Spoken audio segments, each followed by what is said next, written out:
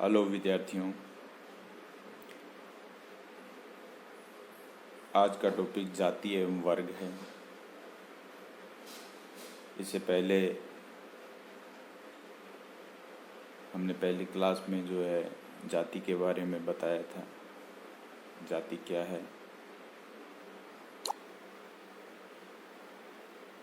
और जाति आगे चलकर वर्ग में किस प्रकार परिवर्तित होती है। जातियाँ रहेंगी, लेकिन धीरे धीरे उसका स्वरूप संरचना जो है परिवर्तित हो रहा है। आज का मुख्य टॉपिक तो हमारा वर्ग ही है, लेकिन उससे पहले हम फिर से एक बार जाति पर चर्चा कर लेंगे।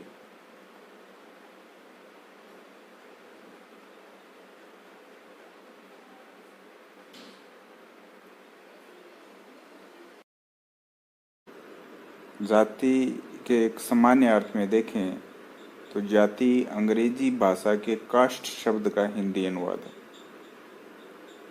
कास्ट शब्द पुर्तगाली भाषा के कास्टा शब्द से आया है, जिसका अर्थ मत विभेद तथा जाति से लिया जाता है। जाति शब्द की उत्पत्ति का पता सन 1665 में ग्रेसिया डी ओरेटा नामक विद्वान ने लगाया था।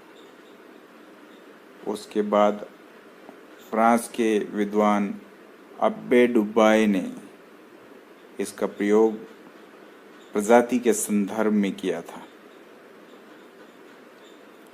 विभिन्न विद्वानों ने जाति को अलग अलग रूप से परिभाषित किया है, जिसमें मजूमदार मदान के अनुसार जाति एक बंद वर्ग है।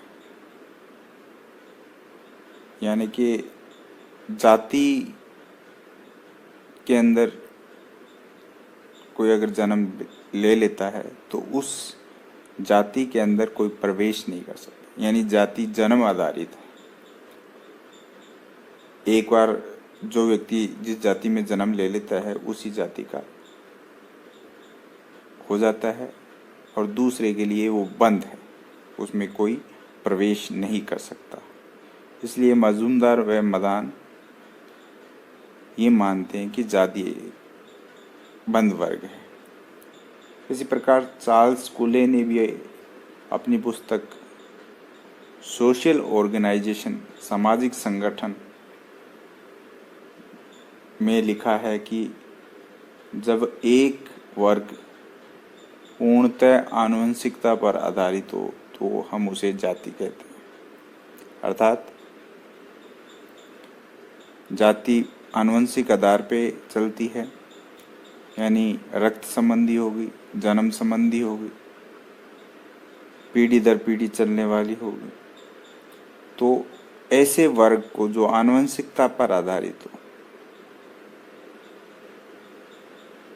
वो जाति कहलाता है। इसी प्रकार ब्लंट ने भी अपनी एक परिभाषा दी है। जाति एक अंतर्विवाही समूह है जिसका एक सामान्य नाम होता है, जिसकी सदस्यता आनुवंशिक होती है, अर्थात जन्म पर आधारित होती है। जाति एक अंतर्विवाही समूह है, इसका मीनिंग हुआ कि जाति के अंदर ही विवाह होता है, जाति से बाहर विवाह नहीं होता। जाति के अंदर सामाजिक सेवा पर कुछ प्रतिबंध है। इसके सदस्य एक परंपरागत व्यवसाय करते हैं। इस प्रकार इन्होंने 5-6 विशेषताओं के आधार पर जाति को बताया है। व्यवसाय करने वाली, समान व्यवसाय करने वाली, जिसका एक नाम हो, जो जन्म पर आधारित हो, आनुवंशिक, अंतर्विवाही हो, जिसमें कुछ कड़े नियम हो अपनी जाति में, जाति पंचायत जिसको सॉल्व करती है, समाधान करती है। केतकर ने भी एक परिभाषा दी है, जाति जन्म पर आधारित व्यक्तियों का समूह है जिसमें कठोर सामाजिक नियम पाए जाते हैं। यानी जो लोग एक ही कुल में जन्म लेते हैं, उन व्यक्तियों के समूह को हम एक ही जाति के अंतर्गत ले सकते हैं और उनमें एक परंपरागत सामान्य एक जैसे सामाजिक नियम पाए जाते हैं। वो कठोर नियम उन सभी के लिए लागू होते हैं। इस प्रकार जाति एक ऐसा समूह हो गया जिसकी सदस्यता एक तो जन्म पर आधारित हो गई और जो अपनी सदस्यों पर खान पान, विवाह, व्यवसाय और सामाजिक सेवा संबंधी अनेक प्रतिबंध लागू करती है।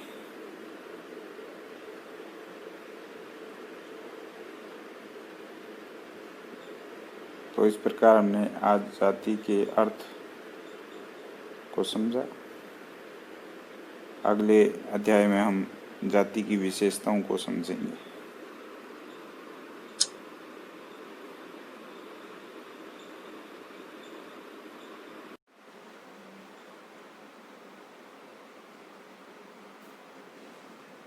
समाजों को हम देखें तो समाज जो है अलग अलग रूप में स्त्रीकृत हैं। कुछ समाज वंशानुकरण पर आधारित है, कुछ समाज योग्यता कुशलता पर आधारित है। पहली अवस्था में किसी भी प्रकार का परिवर्तन संभव नहीं है, वह है जाति। जबकि दूसरी अवस्था में परिवर्तन संभव है, यानी कि वर्ग।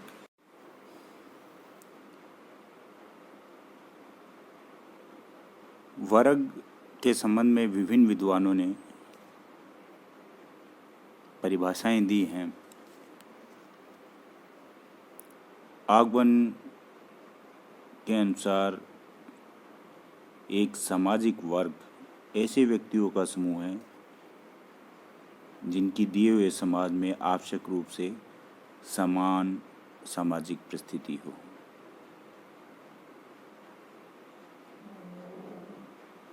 अर्थात ऐसा सामाजिक वर्ग जिसमें सभी की स्थिति समान हो, वो वर्ग जो है वर्ग सामाजिक वर्ग कहलाएगा। वो व्यक्तियों का समूह जो है सामाजिक वर्ग कहलाएगा। इसी प्रकार मैकइवर पेज के अनुसार एक सामाजिक वर्ग समुदाय का वह भाग है जो सामाजिक परिस्थिति के आधार पर शेष से अलग कर दिया जाता है। ऑगबर्न की परिभाषा के अनुसार ही इस परिभाषा को हम देख सकते हैं कि एक समुदाय, एक वर्ग, एक व्यक्तियों का समूह जो जिसकी सामाजिक परिस्थिति एक जैसी है, वह दूसरे समाज से या दूसरे समुदाय से बिल्कुल अलग है। लेपियर के अनुसार सामाजिक वर्ग एक सांस्कृतिक समूह है जिसमें संपूर्ण जनसंख्या में एक विशिष्ट स्थिति प्रदान की जाती है। जनसंख्या में अर्थात जनसंख्या में एक ऐसा समूह जिसको एक विशिष्ट स्थिति है, जिसकी एक संस्कृति है, एक कल्चर है। इसी प्रकार कुछ अन्य विद्वानों ने भी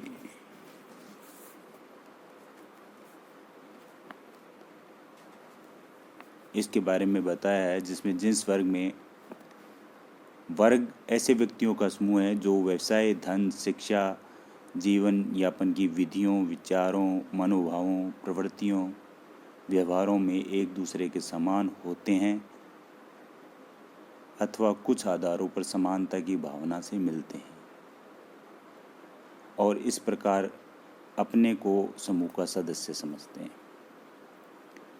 परिभाषाओं से हम देख सकते हैं या परिभाषाओं से हम समझ सकते हैं कि सामाजिक वर्ग के व्यक्तियों की एक अपनी एक संस्कृति होती है, एक सी सामाजिक परिस्थिति होती है, एक सी परंपराएं होती हैं, एक से रीति रिवाज होते हैं। मार्क्स ने भी वर्ग व्यवस्था के बारे में समझाया था कि मार्क्स ने वर्ग व्यवस्था को दो भागों में भी बांटा था, एक बुर्जुआ वर्ग और दूसरा मजदूर वर्ग। बुर्जुआ वर्ग जो कि पूंजीपति वर्ग होता है, उनकी एक प्रकार की रहन सहन, खान पान, संस्कृति सब कुछ होता है। दूसरा मजदूर, उनकी भी अपनी एक लाइफ स्टैंडर्ड होता है। तो इस प्रकार समान स्थिति वाले लोग जिनका एक सांस्कृतिक समूह और एक विशिष्ट स्थिति हो समाज में, वह एक वर्ग के रूप में देखा जा सकता है।